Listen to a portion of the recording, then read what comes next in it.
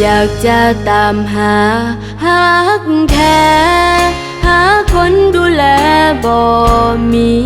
เคยเว้าแบบนี้ลองให้คนดีสนใจกี่ตัวหลอกลวงเปลี่ยนหน้าคนควงทุกวันมีหน้าว่าหาประกันให้ความสำคัญทุกคนพอเจ้าเป็นคนหลายใจหักไผบ่เป็นจากที่เจ้าเหตุแบบนี้บ่มีคนดีเข้ามาให้เจ้าเจ็บปวดหัวใจหัวเจ้าเหตุได้ไผ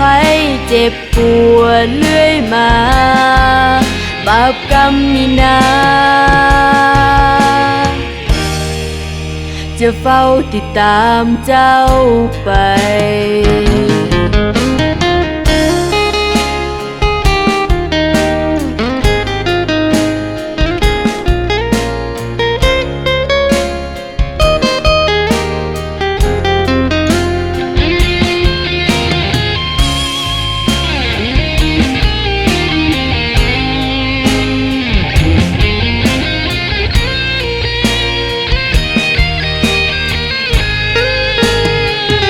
พอเจ้าเป็นคนหลายใจหักไผบ่เป็นจากที่เจ้าเหตุแบบนี้บ่มีคนดีเข้ามาให้เจ้าเจ็บปวดหัวใจหัวเจ้าเหตุได้ไผเจ็บปวดเรื่อยมาบาปกรรมนี่นาจะเฝ้าติดตามเจ้าไปพอเจ้าเป็นคนหลายใจหักไผบ่เป็นจากที่เจ้าเหตุแบบนี้